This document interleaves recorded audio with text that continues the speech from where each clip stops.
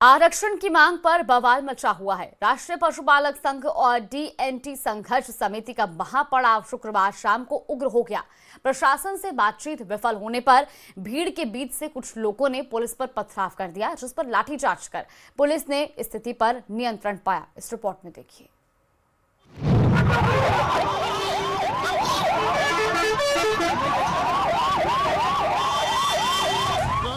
आरक्षण की मांग पर बवाल,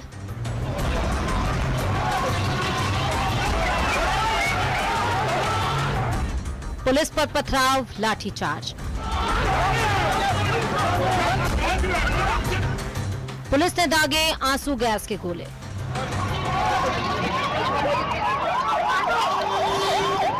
पुलिस से संघर्ष, पथराव और लाठीचार्ज। हंगामे का ये नजारा पाली के बालराई गांव के पास का है।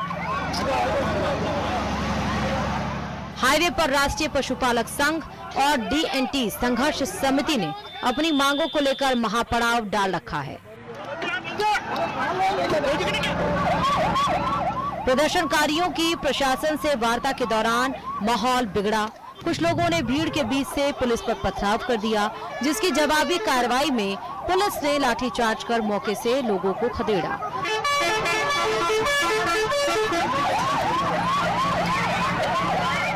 और नेशनल हाईवे 162 पर लगे जाम को खाली करवाया। इस दौरान पुलिस ने लोगों को काबू करने के लिए आंसू गैस के गोले भी दागे। करीब 1 घंटे तक स्थिति तनावपूर्ण रही। पुलिस प्रशासन द्वारा जो भी तैयारी करनी चाहिए थी वो माकूल तरीके से की गई थी। निरंतर इनसे वार्ता का दौर जारी था। 2 दिन से हम इनसे वार्ता कर रहे थे। आज भी 3 दौर की वार्ता हमने इनसे की है। वार्ता के दौरान ही कुछ लोगों द्वारा पत्थरबाजी स्टार्ट कर दी गई अनावश्यक रूप से, तो पुलिस ने उनको खदेड़ा है। अभी स्थिति नियंत्रण में है। जो ट्रैफिक व्यवस्थाओं को सुचारू रूप से चलाए रखने के लिए ट्रैफिक डायवर्जन करना की आवश्यकता थी, वो हमने ट्रैफिक डायवर्जन कर दिया है।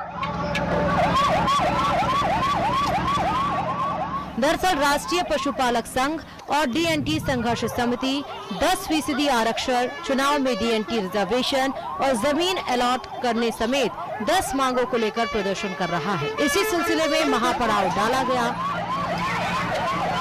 सरकार ने कोई सुनवाई नहीं की। सरकार ने बिल्कुल बात तक नहीं की कि हम लोग ये बात करेंगे।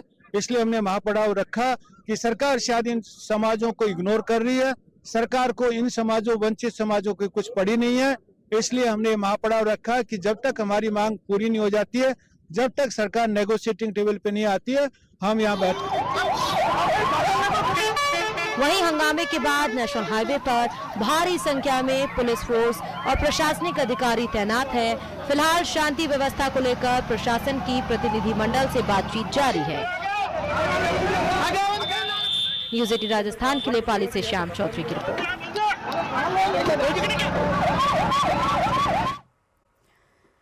तो वही अंत उपचुनाव में भारतीय जनता पार्टी ने भी पूरी ताकत झोंक दी है। कल मुख्यमंत्री भजनलाल शर्मा अंता में रोड शो करेंगे, ये बड़ी खबर आपको बता रहे हैं। मदन राठौर और वसुंधरा राजे भी उनके साथ मौजूद रहेंगी।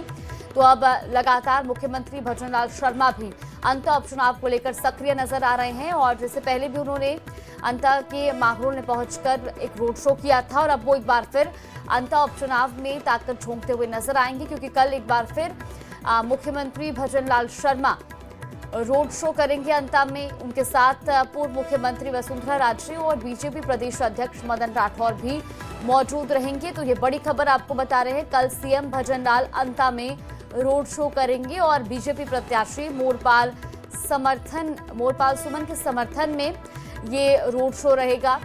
तो ये बड़ी खबर आपको बता रहे हैं। अंता उपचुनाव से जुड़ी अब सभी प्रत्याशी अपनी पूरी ताकत प्रचार प्रसार में झोंकते हुए दिखाई दे रहे हैं। और इसी कड़ी में भारतीय जनता पार्टी के प्रत्याशी मोरपाल सुमन के समर्थन में अब मुख्यमंत्री भजनलाल शर्मा कल एक बार फिर रोड शो करेंगे। अंता का रण, प्रचार धुआंधार। पूर्व सीएम का बूथ कार्यकर्ताओं से संवाद। कांग्रेस का गांव-गांव में जनसंपर्क। अंता के सियासी रण में सभी पार्टियों ने अपनी पूरी ताकत झोंक दी है। पूर्व सीएम वसुंधरा राजे ने भी बीजेपी प्रत्याशी के चुनाव प्रचार की कमान संभाल ली है। पूर्व मुख्यमंत्री पिछले लंबे समय से अंता में भाजपा कार्यकर्ताओं की लगातार बैठकें लेकर पार्टी की जड़ों को मजबूत करने में जुटी है। उन्होंने अंता देहात के बूथ कार्यकर्ताओं और मंडल पदाधिकारियों से बीजेपी प्रत्याशी की जीत के लिए रणनीति पर भी चर्चा की।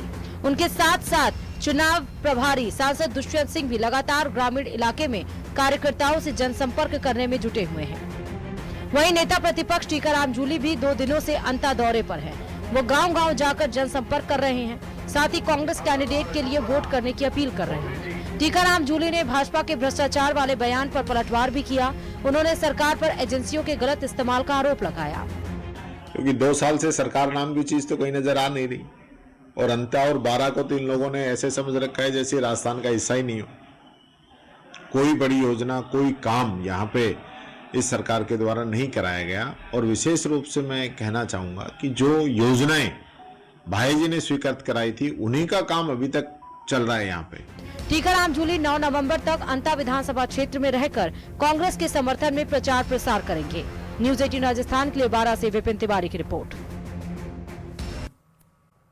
अंता उपचुनाव से जुड़ी एक और बड़ी खबर आपको बता दें। आज मांगरोल ट्रांग के हनुमान बेनीवाल निर्दलीय प्रत्याशी नरेश मीणा के समर्थन में हेलीकॉप्टर से वो पहले मांगरोल जाएंगे और उसके बाद जनसभा करेंगे, जहां कृषि उपज मंडी में जनसभा को संबोधित करेंगे नरेश मीणा के समर्थन में।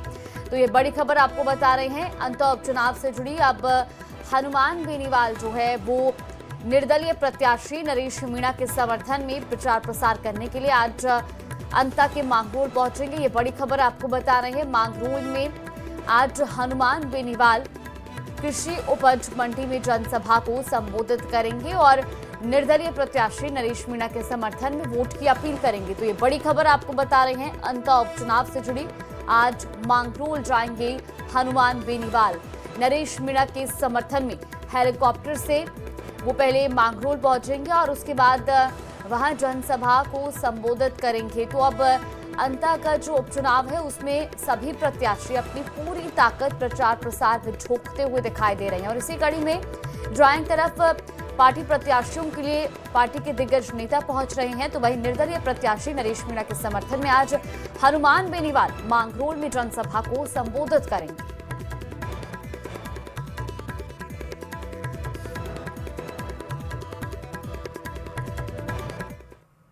तो वही अंता उपचुनाव में भारतीय जनता पार्टी ने भी पूरी ताकत झोंक दी है। कल मुख्यमंत्री भजनलाल शर्मा अंता में रोड शो करेंगे। ये बड़ी खबर आपको बता रहे हैं। मदन राठौर और वसुंधरा राजे भी उनके साथ मौजूद रहेंगी।